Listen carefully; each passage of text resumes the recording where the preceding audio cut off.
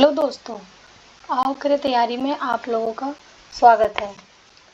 हम UP PCS R O 2023 के लिए टेस्ट पेपर्स को कवर कर रहे हैं। उसी के क्रम में पीसीएस मंत्रा के टेस्ट पेपर को हमने स्टार्ट किया है, जिसमें हमने अपने पहले वीडियोस में क्वेश्चन 1 to 70 कंप्लीट कर लिया है। आज हमारा ये उसका पार्ट बी है, जिसमें हम 71 to 140 क्वेश्चंस को कवर करेंगे। अगर आपको हमारी वीडियोस पसंद आ रही है तो प्लीज़ मेरी वीडियोस को लाइक करिए, चैनल को सब्सक्राइब करिए और अपने फ्रेंड्स में शेयर करिए। चलिए फिर क्वेश्चन को स्टार्ट करते हैं। 71 नंबर का क्वेश्चन है, पहली बार कलकत्ता में सर्वोच्च न्यायालय की स्थापना कब की गई थी? तो कलकत्ता में जो सर्वोच्च न्यायालय की स्थापना है वो पहली बार कब की गई थी?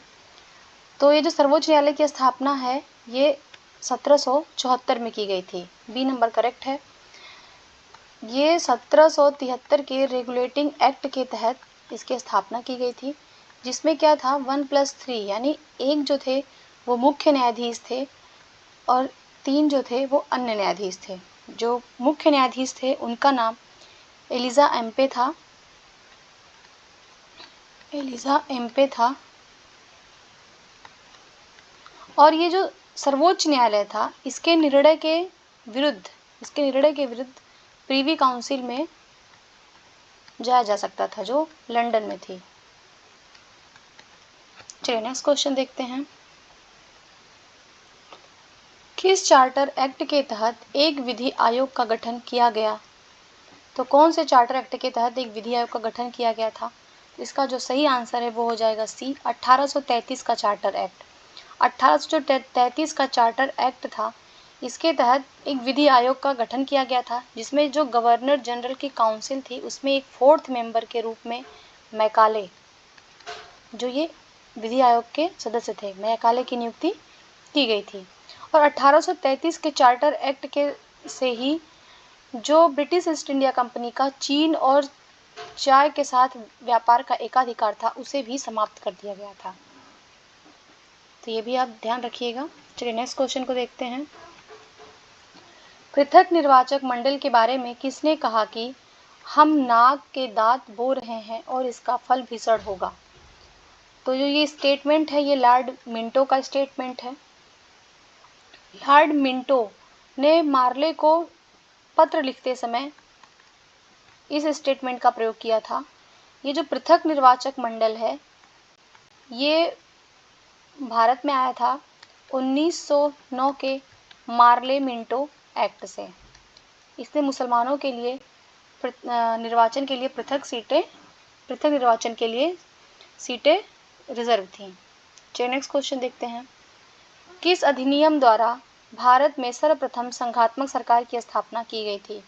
तो जो संघात्मक सरकार है उसकी स्थापना कौन से अधिनियम के तहत की गई थी? तो इसका जो सही आंसर है वो ऑप्शन नंबर सी, 1935 के एक्ट से। और 1935 के एक्ट से ही जो प्रांतों में द्वैत शासन था उसको खत्म करके द्वैत शासन की स्थापना केंद्र में कर दी गई थी। चलिए नेक्स्ट क्वेश्चन देखते हैं। निम्न में से किस संविधान सभा की प्रारूप समिति में कौन शामिल नहीं था? तो ये क्वेश्चन है कि जो संविधान सभा की प्रारूप समिति थी उसमें कौन शामिल नहीं था? तो जो संविधान सभा है इसके जो संवैधानिक सलाहकार हैं, ये आपको याद रखना है, जो संवैधानिक सलाहकार थे वो BN राव थे। और ये जो प्रारूप समिति का गठन किया गया था तो प्रारूप समिति के जो अध्यक्ष तो BR अम्बेडकर थे, लेकिन जो इसके सदस्य थे उसमें 6 सदस्य शामिल थे। इसमें JB कृपलानी शामिल नहीं थे। बाकी और कौन कौन शामिल थे? KM मुंशी थे, सैयद मोहम्मद सादुल्ला थे, N गोपालन स्वामी आयंगर थे और इसके अलावा DP खेतान थे और एक और थे जिनका नाम था AM माधव।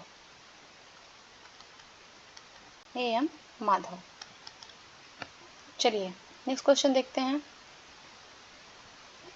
निम्न में कौन का कार्य वायसराय लॉर्ड विलियम बेंटिक से संबंधित नहीं था। ये कुछ कार्य दिए गए हैं, पूछ रहा है इनमें से किनका संबंध विलियम बेंटिक से नहीं है। तो सती प्रथा की समाप्ति विलियम बेंटिक ने ही किया था। इसकी जो समाप्ति है ये 1829 में हुई थी, ये भी आपको ध्यान रखना है। ठगी प्रथा की समाप्ति 1930 में किया था इन्होंने।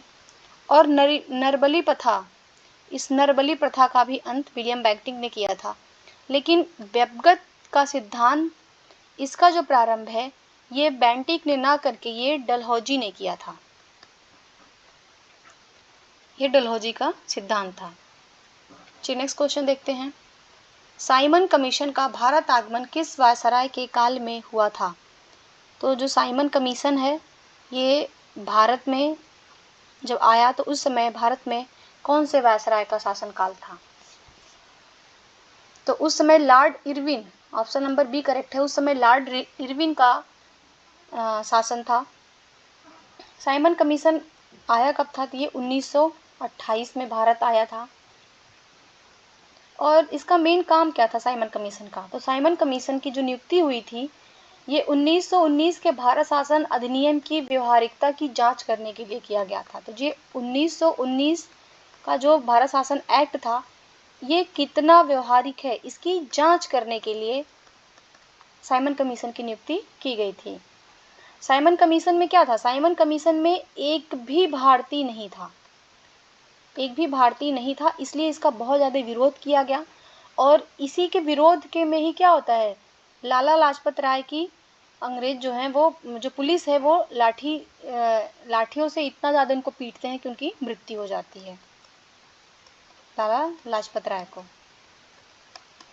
चलिए नेक्स्ट क्वेश्चन देखते हैं। निम्न कथनों पर विचार कीजिए और बताना है कि कौन से कथन सही हैं। तो आपका पहला कथन है, वर्ष 1813 में भारत के व्यापार से ईस्ट इंडिया कंपनी का एकाधिकार समाप्त हो गया। तो हाँ, ये बात सही है कि इनका एकाधिकार समाप्त हो जाता है, लेकिन चाय और चीन के साथ रहता है। कच्चे माल के निर्यात के लिए भारत में कृषि के वाणिज्यीकरण पर बल दिया गया, ये भी सही है। थर्ड है, कार्ल मार्क्स ने कहा कि बुनकरों की हड्डियों से भारत की भूमि भरी पड़ी है। तो ये गलत है, ये कार्ल मार्क्स ने नहीं कहा है बल्कि ये विलियम बेंटिक ने कहा है, बल्कि ये विलियम बेंटिक ने कहा है कि बुनकरों की हड्डियां भारत की भूमि पर भरी पड़ी हैं। इसलिए थर्ड गलत हो गया, तो जो सही ऑप्शन होगा वो हो जाएगा ए 1 और 2। चलिए नेक्स्ट क्वेश्चन देखते हैं। अस्थाई बंदोबस्त व्यवस्था में भूमि का स्वामी किसे बनाया गया? तो जो अस्थाई बंदोबस्त व्यवस्था है इसमें भूमि का स्वामी कौन होता है? तो इसका जो सही आंसर है वो हो जाएगा ए जमींदार। अस्थाई बंदोबस्त क्या होता है? इसमें जो होता है भूमि है, भूमि का जो भी लगान होता है, जो राजस्व होता है उसको फिक्स कर दिया जाता था और उसको जो जमींदार होता था वो जमींदार को ही देना रहता था। ये व्यवस्था आई थी कब? ये व्यवस्था आई थी 1793 में, लॉर्ड कॉर्नवालिस ने इसको प्रारंभ किया था।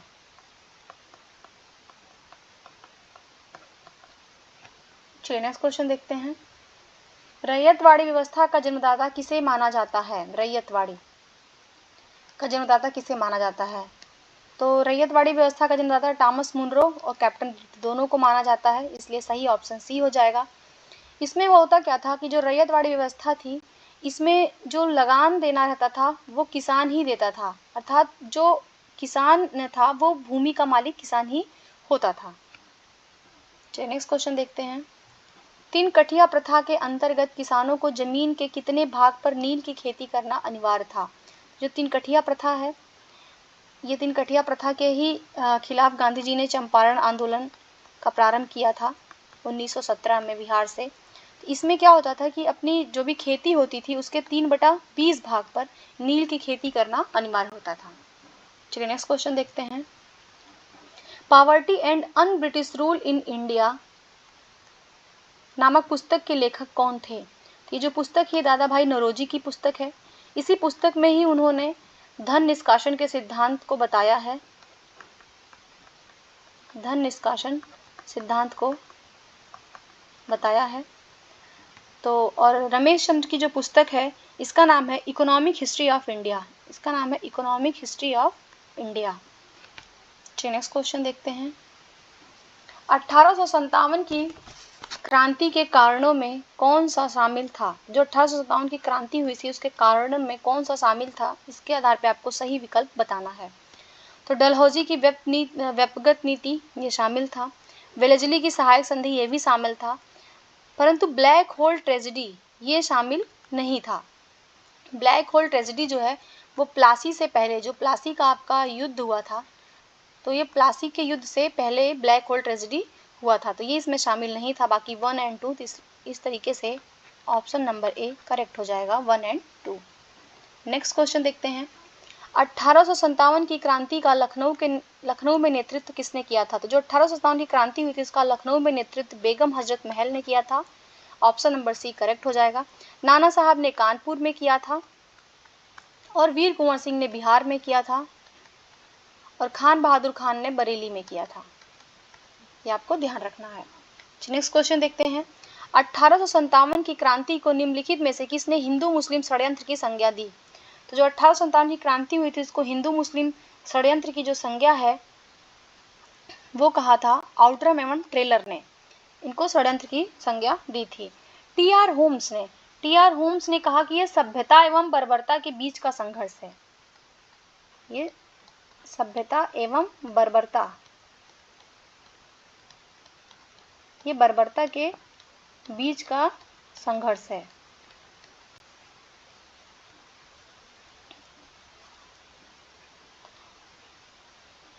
और एल.आर. रीज ने इसे धर्म युद्ध कहा था, इसे धर्म युद्ध की संज्ञा दिया था। चलिए नेक्स्ट क्वेश्चन देखते हैं। सन्यासी विद्रोह के संबंध में निम्न कथनों पर विचार कीजिए। तो सन्यासी विद्रोह के संबंध में आपको बताना है कि कौन से कथन सही हैं। तो इसका मुख्य प्रभाव क्षेत्र बंगाल था, ये भी सही है। हिंदू मुस्लिम एकता इस विद्रोह की प्रमुख विशेषता थी, ये भी सही है। आनंद मठ नामक पुस्तक इसी विद्रोह से संबंधित है, ये भी सही है। तो इसका जो सही आंसर हो जाएगा वो डी, तीनों सही है। आनंद मठ जो पुस्तक है इसके जो लेखक हैं उनका नाम है बंकिम चंद्र चट्टोपाध्याय, ये भी आपको ध्यान रखना है। बंकिम चंद्र चट्टोपाध्याय ने ही सन्यासी विद्रोह का उल्लेख अपने इस बुक में किया है। नेक्स्ट क्वेश्चन देखते हैं। कूका आंदोलन कहाँ पे हुआ था? तो कूका आंदोलन जो है उसका प्रारंभ पंजाब में हुआ था।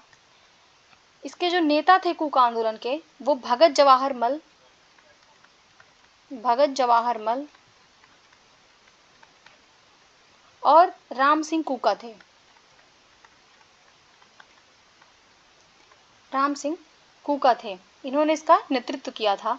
और इसका उद्देश्य क्या था कूका आंदोलन का कि जो भी सिख धर्म में व्याप्त कुरीतियां थीं या जो भी अंधविश्वास था, जो बुराइयां थीं, उनको समाप्त करना इसका उद्देश्य था। मणिपुर में कुकी विद्रोह हुआ था। कुकी विद्रोह ये मणिपुर में हुआ है, ये आपको ध्यान रखना है। लेकिन जो कूका आंदोलन है वो पंजाब से संबंधित है। नेक्स्ट क्वेश्चन देखते हैं। मुंडा विद्रोह के नेता निम्नलिखित में से कौन थे? तो मुंडा विद्रोह का नेता बिरसा मुंडा था, ये आपको ध्यान रखना है। और इनकी जो परंपरागत खेती थी, मुंडा लोगों की जो परंपरागत खेती थी उसका नाम था खूटकट्टी। इसी में अंग्रेजों ने जो हस्तक्षेप स्टार्ट किया था, इसी के लिए उन्होंने आंदोलन स्टार्ट किया था। नेक्स्ट क्वेश्चन देखते हैं।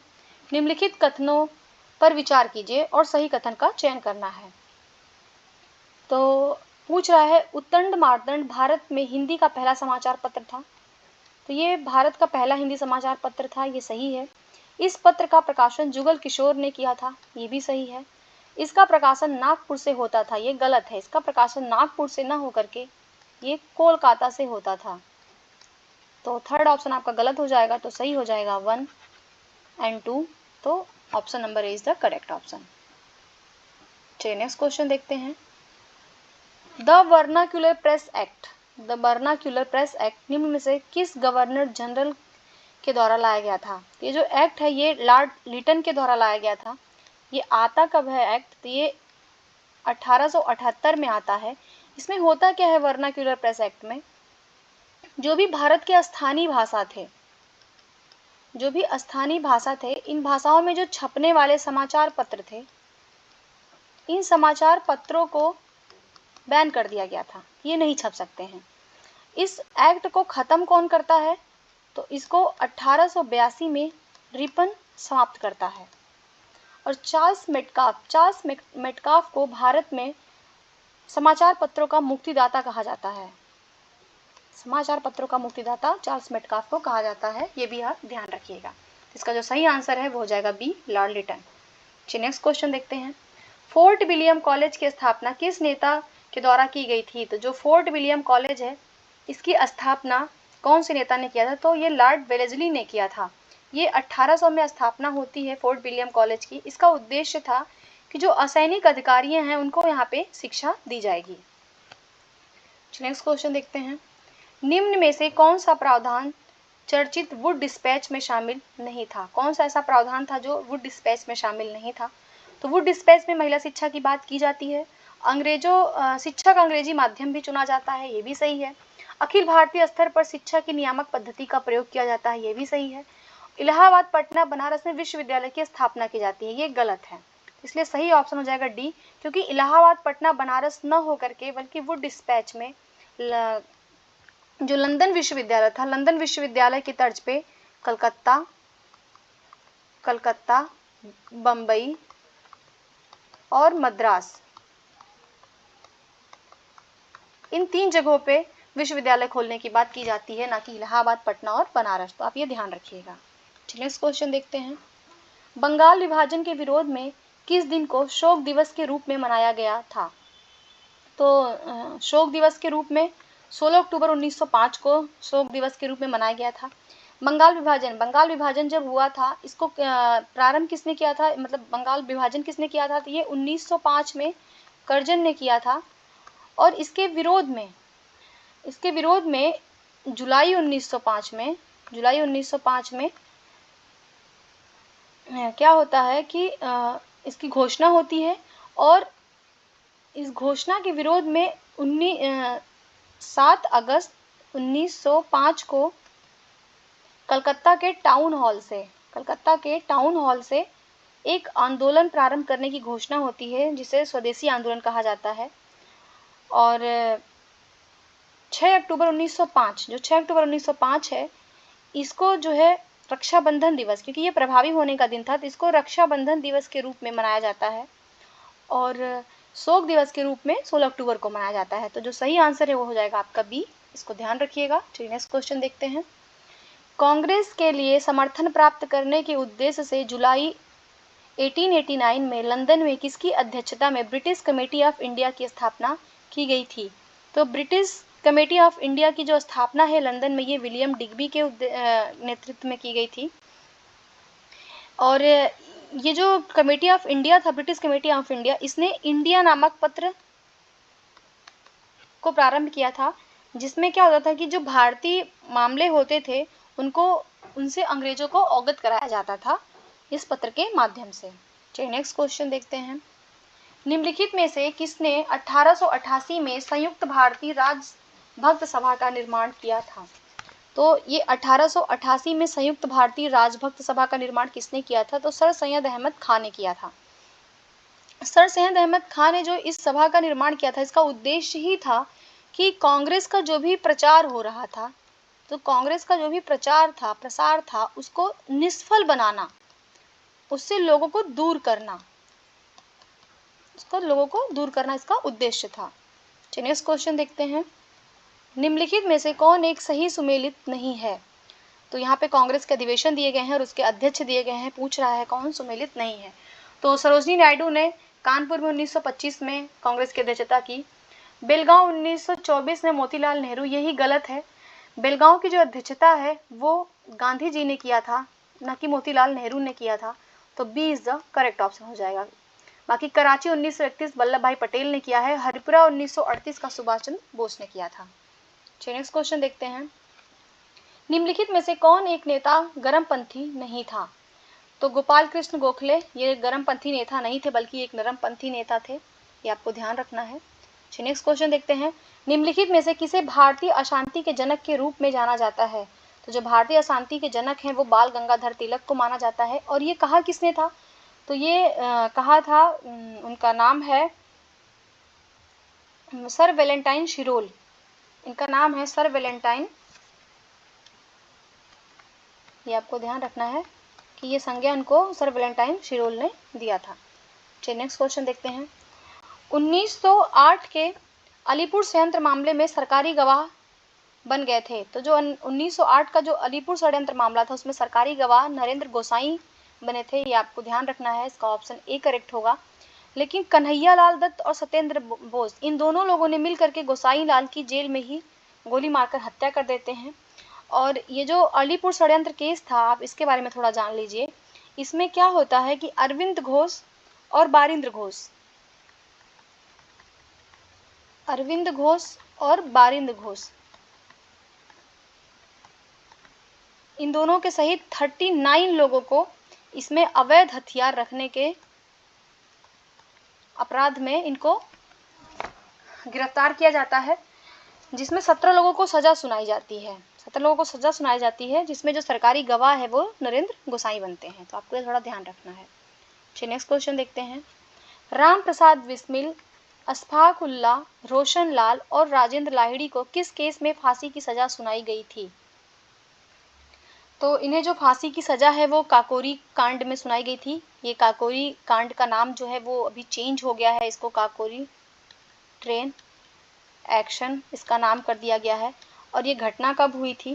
तो ये 9 अगस्त 1925 की घटना है। ये भी आपको ध्यान रखना है, जिसमें क्या होता है कि ये लखनऊ सहारनपुर संभाग के काकोरी नामक स्थान पर 8 down Saharanpur Lucknow passenger train पर इन्होंने डकैती डाला था और सरकारी खजाने को लूटा था।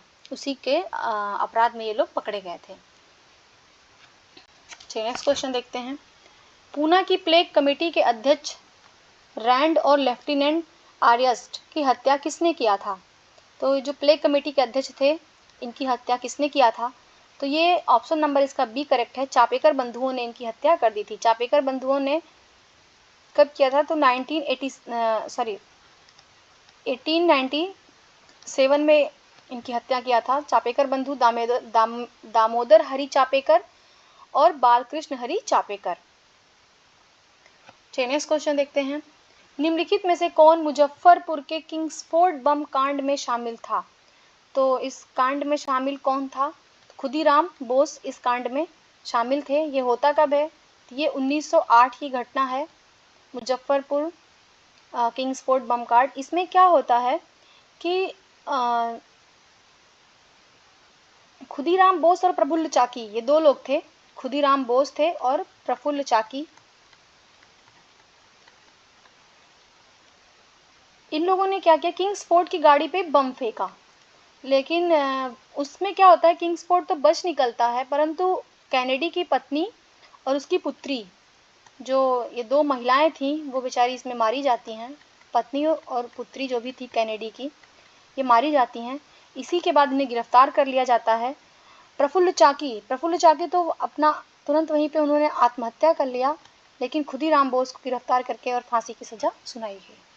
ठीक है, नेक्स्ट क्वेश्चन देखते हैं। निम्नलिखित में से किसने निष्क्रिय विरोध के सिद्धांत का प्रतिपादन किया था? तो निष्क्रिय विरोध के प्रतिपादन का सिद्धांत अरविंद घोष ने किया था।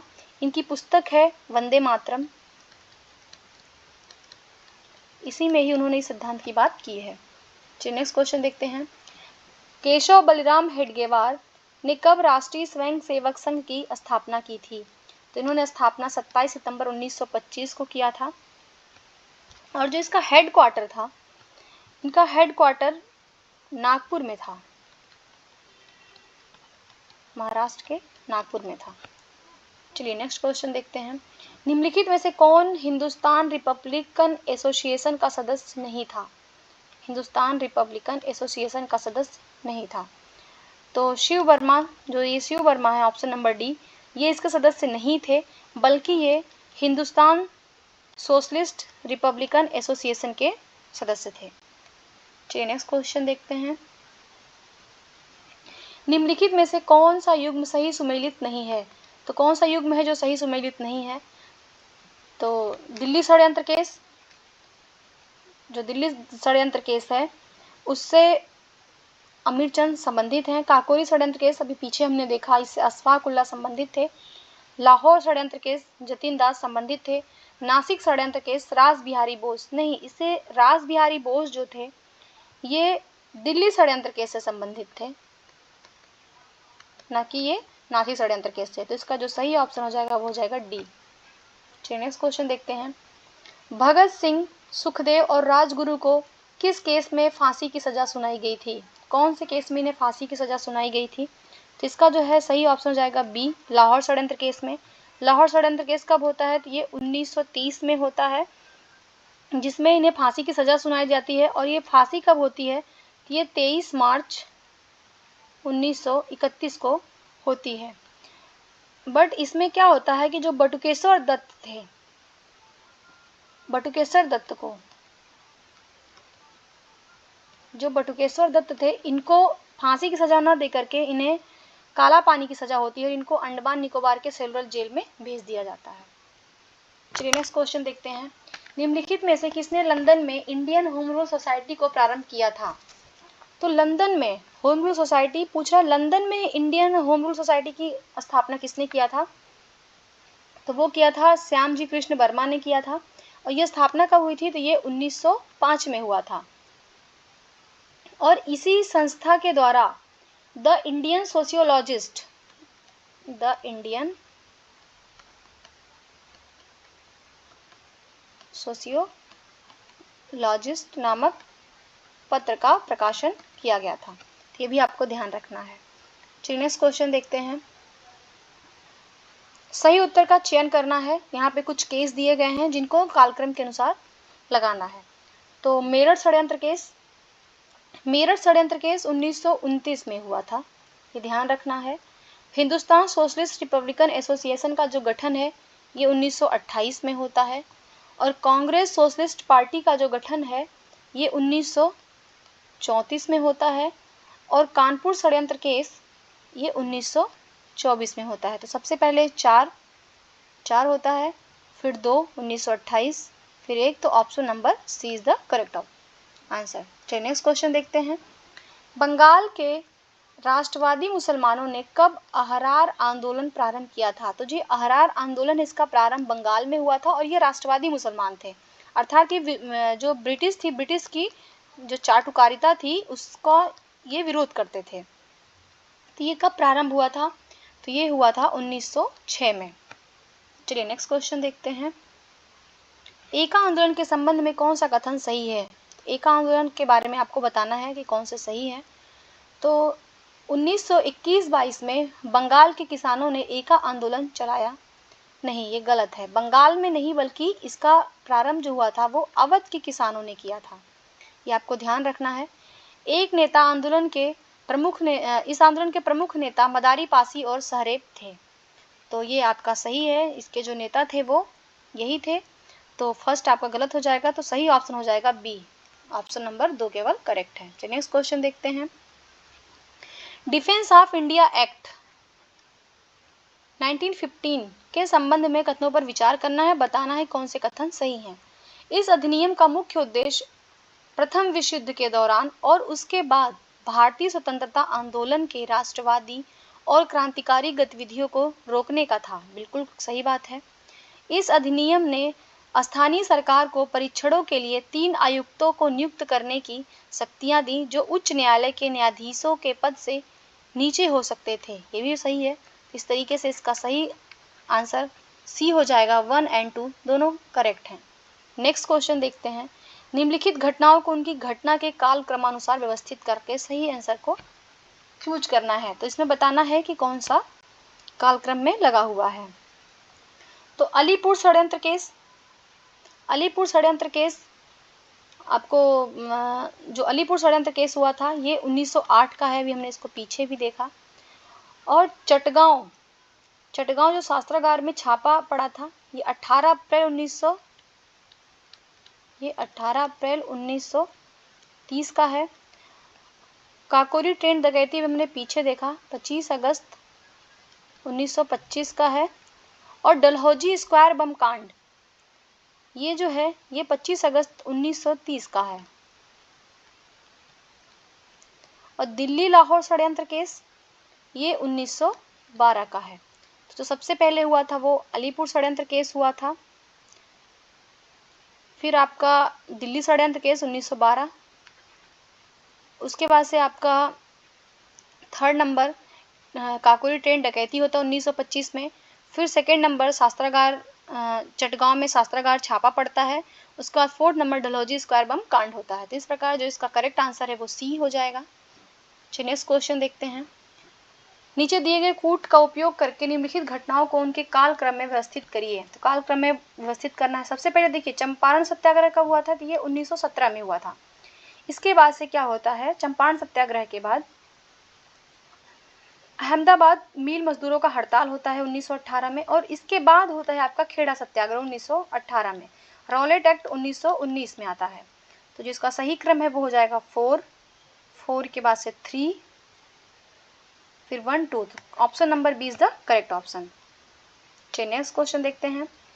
स्वतंत्रता आंदोलन के इतिहास में भारतीय राष्ट्रीय कांग्रेस का 1929 का अधिवेशन इसलिए महत्वपूर्ण है क्योंकि यहाँ पे आपको बताना है कि जो 1929 का जो कांग्रेस अधिवेशन हुआ था वो क्यों इम्पोर्टेंट है, उसकी महत्ता क्यों है। तो इसका जो सही जवाब है वो हो जाएगा बी, क्योंकि इसी में कांग्रेस ने अपने लक्ष्य, जो उसका लक्ष्य था पूर्ण स्वराज, इसकी प्राप्ति को उसने निर्धारित किया था, इसलिए ये महत्वपूर्ण हो जाता है।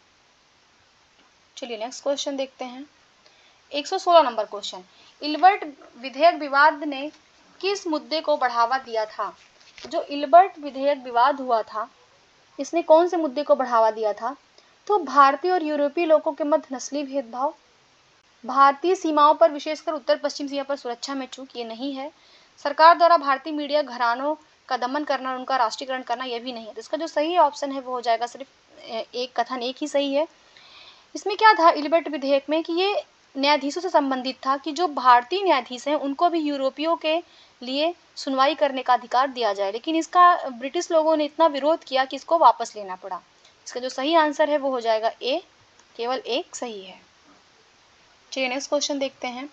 निम्नलिखित में से कौन एक जवाहरलाल नेहरू का जीवनीकार है। तो जवाहरलाल नेहरू का जो जीवनीकार है वो फ्रैंक मोरिस हैं, ये आपको ध्यान रखना है, A is the correct option. Next question देखते हैं। यहाँ पे 2 कथन दिए गए हैं और बताना है इसमें क्या है, दोनों सही हैं गलत हैं। तो खिलाफत आंदोलन को मोहम्मद अली जिन्ना द्वारा प्रारंभ किया गया था, नहीं ये गलत है। खिलाफत आंदोलन को मोहम्मद अली जिन्ना ने नहीं प्रारंभ किया था, बल्कि खिलाफत आंदोलन को अली बंधु, जो अली बंधु थे, अली बंधुओं ने प्रारंभ किया था, शौकत अली और मोहम्मद अली ने। इस आंदोलन ने पुनः हिंदू मुस्लिम के बीच की दूरी को बढ़ा दिया, नहीं ये दूरी को बढ़ाया नहीं था बल्कि इसने दूरी को कम किया था, इसलिए दोनों ही स्टेटमेंट गलत हैं। तो इसका सही आंसर होगा वो हो जाएगा डी। चलिए नेक्स्ट क्वेश्चन देखते हैं। निम्नलिखित कथनों में से कौन सा कथन असत्य है। तो गलत कथन कौन है ये बताना है। साइमन कमीशन का गठन 1927 में हुआ था, ये सही है। साइमन कमीशन के गठन का उद्देश्य भारत से ब्रिटिश भारत को प्राप्त होने वाले राजस्व के संबंध में एक रिपोर्ट तैयार करवाना था। तो नहीं ये चीज़ तो आपका क्या कहते हैं गलत है, असत्य ही बताना है। तो असत्य जो है वो बी, केवल 2 ही असत्य है, क्योंकि इसका उद्देश्य राज्य से संबंधित नहीं था, बल्कि इसका उद्देश्य था कि भारत में जो संवैधानिक सुधार है, संवैधानिक सुधारों का अध्ययन करना था, संवैधानिक सुधारों का अध्ययन करना था, ना कि ये राजस्व के बारे में था। तो इसका सही आंसर जो है वो बी हो जाएगा। चलिए नेक्स्ट क्वेश्चन देखते हैं। निम्नलिखित में से कौन सा सुमेलित नहीं है। यहाँ पे कांग्रेस के अधिवेशन है, उनके अध्यक्ष दिए हैं, बताना है कौन सुमेलित नहीं है। तो जो 1905 का कांग्रेस का अधिवेशन था वो गोपाल कृष्ण गोखले ने किया था, ये बिल्कुल सही है। और ये हुआ कहाँ पे था ये भी ध्यान रखिएगा आप लोग, तो ये बनारस में हुआ था। और 1906 का दादा भाई नौरोजी ने अध्यक्षता किया था, और ये कहाँ पे हुआ था, तो ये कलकत्ता में हुआ था। 1907 का रास बिहारी बोस, नहीं 19 का रास बिहारी बोस ने नहीं किया था, बल्कि रास बिहारी घोष ने किया था, और इसकी जो अध्यक्षता है वो सूरत में हुई थी, ये भी आपको ध्यान रखना है। और 1910 में विलियम बेडन ने किया था, और ये कहाँ पे किया था, तो इन्होंने इसका इलाहाबाद में किया था। तो इसका जो कौन सा सुमेलित नहीं है, तो सी नंबर करेक्ट सही हो जाएगा, ये सुमेलित नहीं है। चलिए नेक्स्ट क्वेश्चन देखते हैं। 1916 के लखनऊ अधिवेशन में कौन से प्रमुख समझौते संपन्न हुए थे? तो जो लखनऊ में 1916 में जो लखनऊ अधिवेशन हुआ था, पहली चीज तो आपको ये याद रखना है कि इसकी अध्यक्षता किसने किया था? तो अंबिका चरण मजूमदार ने किया था। अंबिका चरण मजूमदार ने इसकी अध्यक्षता किया था। और इसमें हुआ क्या था? उग्रवादियों को कांग्रेस में शामिल करना और कांग्रेस और मुस्लिम लीग के बीच समझौता करना। तो बिल्कुल ये दोनों ही घटनाएं सही हैं। इसमें होता ये है कि जो 1907 के सूरत अधिवेशन में गरम दल और नरम दल जो बट गए थे, वापस ये यहाँ पे एक हो जाते हैं और कांग्रेस और मुस्लिम लीग के बीच भी यहाँ पे समझौता हो जाता है, जिसको लखनऊ पैक्ट के नाम से भी जाना जाता है। आप ये ध्यान रखिएगा। चलिए नेक्स्ट क्वेश्चन देखते हैं। मुस्लिम लीग की स्थापना किसके नेतृत्व में की गई थी? तो जो मुस्लिम लीग की स्थापना है उसका नेतृत्वकर्ता कौन था? तो इसका जो सही आंसर है वो आपका हो जाएगा बी, नवाब सलीमुल्लाह थे। और जो मुस्लिम लीग की स्थापना हुई है वो कब हुई है? तो वो 30 दिसंबर 1906 को ढाका में हुई है, ये आपको ध्यान रखना है। और जिसके प्रथम अध्यक्ष थे वो थे वकार उल मुल्क, ये क्या थे? इसके प्रथम अध्यक्ष थे। चलिए नेक्स्ट क्वेश्चन देखते हैं। निम्नलिखित कथनों पर विचार करिए। यहाँ पे 2 स्टेटमेंट दिए गए हैं और आपको बताना है कि कौन सा कथन जो है वो गलत है, इसमें से असत्य है। लंदन में इंडियन होम रूल सोसाइटी की स्थापना 1905 में श्यामजी कृष्ण वर्मा ने किया था। बिल्कुल, अभी हमने पीछे से देखा है। गदर पार्टी के द्वारा लंदन में ही इंडिया हाउस की भी स्थापना की गई थी। नहीं, इंडिया हाउस की भी स्थापना जो है ये श्यामजी कृष्ण वर्मा ने ही किया था, ना कि ये गदर पार्टी ने किया था। तो सेकेंड ऑप्शन गलत हो जाएगा। तो इसका आंसर हो जाएगा वो बी, ऑप्शन नंबर 2 असत्य है। चलिए नेक्स्ट क्वेश्चन देखते हैं। गदर पार्टी की स्थापना किसने किया था? तो जो गदर पार्टी है इसकी स्थापना किसने किया था? तो गदर पार्टी की स्थापना सोहन सिंह भाखना ने किया था। इसकी स्थापना हुआ कब था? तो ये 1913 में हुआ था। और इसने एक पत्र निकाला था जिसका नाम था गदर। एक्चुअली हुआ ये था कि एक जो सोहन सिंह भाखना ने एक पार्टी बनाई थी जिसका नाम था Hindustan Association of Pacific Coast. और बाद में इसी जो पैसिफिक कोस्ट जो ये संस्था थी, इसने जो पत्र निकाला गदर, इसी गदर के नाम पर ही इस पार्टी का नाम रख दिया जाता है।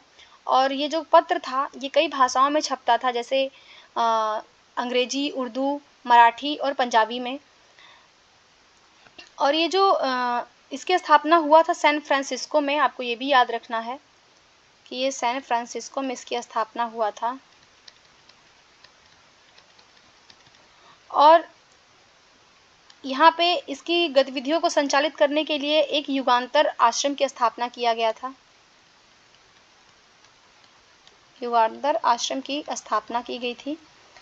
और जो लाला हरदयाल थे, लाला हरदयाल इस पार्टी के पथ प्रदर्शक थे, ना कि संस्थापक। तो इसका जो सही आंसर हो जाएगा वो बी, सोहन सिंह भाखना। चलिए नेक्स्ट क्वेश्चन देखते हैं। निम्नलिखित में से कौन क्रांतिकारी पेरिस से सैन्य प्रशिक्षण प्राप्त कर भारत आया था? तो हेमचंद कानूनगो, सी करेक्ट है। हेमचंद कानूनगो जो थे वो वहाँ से पेरिस से जो है सैन्य प्रशिक्षण प्राप्त कर वो भारत आते हैं और कलकत्ता के मणिकतल्ला में ये क्या करते हैं? कलकत्ता के मणिकतल्ला में बम बनाने का कारखाना खोलते हैं। चलिए नेक्स्ट क्वेश्चन देखते हैं। निम्नलिखित घटनाओं का सही कालक्रम है। तो इन घटनाओं को सही कालक्रम में व्यवस्थित करना है और सही उत्तर का चयन करना है। तो दांडी मार्च का जो है प्रारंभ होता है वो 5 मार्च 1930 में होता है। जो थर्ड गोलमेज सम्मेलन है ये नवंबर दिसंबर 1932 में होता है। और मैकडोनाल्ड अवार्ड जो आता है वो अगस्त 1932 में आता है। और जो पूना पैक्ट होता है ये सितंबर 1932 में होता है। तो सही कालक्रम व्यवस्थित करना है, उस हिसाब से कौन सा सही हो जाएगा? तो ए, पहले 1 दांडी मार्च, फिर मैकडोनाल्ड अवार्ड आता है, फिर पूना पैक्ट आता है, फिर थर्ड गोलमेज सम्मेलन होता है। तो इज द करेक्ट ऑप्शन। चलिए नेक्स्ट क्वेश्चन देखते हैं। निम्नलिखित में से किसके द्वारा all India anti untouchability league की स्थापना की गई थी? तो जो all India anti untouchability league है इसकी स्थापना महात्मा गांधी ने किया था। और इसके जो ये अनटचेबिलिटी लीग की जो स्थापना हुई थी, ये हुआ था 1932 में, ये आपको ध्यान रखना है। और बाद में इसे ही हरिजन सेवक संघ के नाम से पुकारा जाने लगा। हरिजन सेवक संघ के नाम से इसको पुकारा जाने लगा। इसके जो अध्यक्ष थे वो घनश्याम दास बिरला थे, ये इसके अध्यक्ष थे। और जो इसके संस्थापक सचिव थे, जो सचिव थे वो कौन थे? तो वो थे ठक्कर बापा। ठक्कर बापा इसके सचिव थे। चलिए नेक्स्ट क्वेश्चन देखते हैं।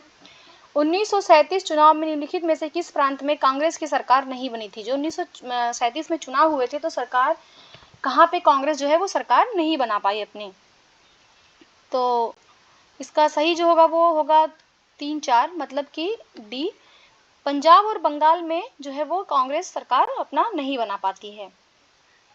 आपको ये पता होना चाहिए जो 1937 में चुनाव हुए थे, इसके तहत 11 प्रांतों में चुनाव आयोजित किया गया था। और इन 11 प्रांतों में से कांग्रेस जो है वो 8 प्रांतों में अपना सरकार बनाती है। 8 प्रांतों में कांग्रेस जो है अपना सरकार बनाती है। और बंगाल, पंजाब, सिंध प्रांत में कांग्रेस की सरकार नहीं बन पाती है। पंजाब, बंगाल और सिंध प्रांत में अपनी सरकार नहीं बना पाती है। चलिए नेक्स्ट क्वेश्चन देखते हैं। 1939 में सुभाष चंद्र बोस द्वारा कांग्रेस के अध्यक्ष के पद से इस्तीफा देने के बाद किसे भारतीय राष्ट्रीय कांग्रेस का अध्यक्ष चुना गया था? तो भारतीय राष्ट्रीय कांग्रेस का अध्यक्ष जब सुभाष चंद्र बोस ने इस्तीफा दे दिया था तो किसे चुना गया था? इसे त्रिपुरी संकट के नाम से भी जानते हैं। त्रिपुरी संकट, ये आपको ध्यान रखना है। इसमें क्या होता है कि अध्यक्षता को लेकर कि सुभाष चंद्र बोस अध्यक्षता करेंगे या पट्टाभी सीतारमैया, इन्हीं दोनों लोगों के बीच में हो जाता है। क्योंकि गांधी जी जो थे वो चाहते थे कि पट्टाभी सीतारमैया अध्यक्ष बने, बाकी लोग चाहते थे सुभाष चंद्र बोस बने। इसी वजह से सुभाष चंद्र बोस ने क्या किया कि यहाँ पे इस्तीफा दे दिया और वो अपना अलग जाके फॉरवर्ड ब्लॉक की स्थापना करते हैं। तो जब सुभाष चंद्र बोस ने इस्तीफा दिया तो उसके बाद जो है अध्यक्षता किसने किया था? तो डॉक्टर राजेंद्र प्रसाद ने किया था। सी इज द करेक्ट ऑप्शन हो जाएगा। नेक्स्ट क्वेश्चन देखते हैं। निम्नलिखित में से कब मुस्लिम लीग द्वारा द्विराष्ट्र सिद्धांत का प्रस्ताव पारित किया गया था? तो जो द्विराष्ट्र सिद्धांत का प्रस्ताव, ये सी 1940 में पारित किया गया था। और इसकी जो अध्यक्षता है वो जिन्ना ने किया था, ये भी आपको ध्यान रखना है। और ये जो प्रस्ताव है, इस प्रस्ताव को जो है जो इसको जो तैयार किया था, बनाया किसने था? तो वो सिकंदर हयात खान ने बनाया था। सिकंदर हयात खान ने इसको बनाया था और इसको प्रस्तुत किया था फजलुल हक ने। फजलुल हक ने इसको प्रस्तुत किया था। चलिए नेक्स्ट क्वेश्चन देखते हैं। लिनलिथगो प्रस्ताव या अगस्त प्रस्ताव के बारे में निम्नलिखित कथनों पर विचार कीजिए। तो प्रस्ताव स्वीकार किए जाने पर तुरंत भारत को डोमिनियन स्टेट का दर्जा दिया जाएगा। वायसराय की कार्यकारिणी में सभी सदस्य भारतीय होंगे। नहीं, यहाँ पे ये गलत है। प्रस्ताव स्वीकार किए जाने पर तुरंत डोमिनियन स्टेट का दर्जा देने की बात ही नहीं की गई थी। इसके लिए कोई समय ही नहीं था, ये अनिश्चित था, कुछ पता ही नहीं था कि कब ये इसको दिया जाएगा। और वायसराय की कार्यकारिणी में सभी सदस्य भारतीय होंगे, नहीं, ये भी गलत था। हाँ, सदस्य भारतीय होंगे, लेकिन जो इनका प्रमुख सेनापति होगा वो एक ब्रिटेन का होगा। इसलिए दोनों स्टेटमेंट गलत हैं। D is the correct answer. 1 और 2 दोनों गलत हैं। नेक्स्ट क्वेश्चन देखते हैं। निम्नलिखित में से किसके द्वारा क्रिप्स मिशन के प्रस्ताव को दिवालिया होने वाला बैंक कहा गया है? तो क्रिप्स मिशन को दिवालिया होने वाला बैंक ये जवाहरलाल नेहरू ने कहा था और महात्मा गांधी ने इसको उत्तर दिनांकित चेक कहा है। उत्तर दिनांकित चेक जो है ये महात्मा गांधी ने कहा है, ये आपको ध्यान रखना है। नेक्स्ट क्वेश्चन देखते हैं। निम्नलिखित में से कौन क्रिप्स मिशन से वार्तालाप के दौरान कांग्रेस के मुख्य प्रवक्ता थे? तो जब क्रिप्स मिशन से वार्तालाप हो रहा था उस समय कांग्रेस के मुख्य प्रवक्ता कौन थे? तो ये थे मौलाना अबुल कलाम आजाद और इनके सहयोगी थे जवाहरलाल नेहरू। जवाहरलाल नेहरू क्या थे? सहयोगी थे इनके। नेक्स्ट क्वेश्चन देखते हैं। निम्नलिखित में से किसके द्वारा 1942 में भारत छोड़ो प्रस्ताव प्रस्तुत किया गया था? तो जो भारत छोड़ो प्रस्ताव है वो प्रस्तुत किया था जवाहरलाल नेहरू ने। लेकिन ये जो प्रस्ताव है ये प्रस्तुत कहाँ पे हुआ था? तो ये बंबई के ग्वालियर टैंक मैदान में अधिवेशन हुआ था, वहीं पे इसको प्रस्तुत किया गया था। ग्वालियर टैंक मैदान बंबई में इसको प्रस्तुत किया गया था और इसका समर्थन किए थे ये जो प्रस्ताव था इसका जो समर्थन किए थे वो किए थे सरदार पटेल ने।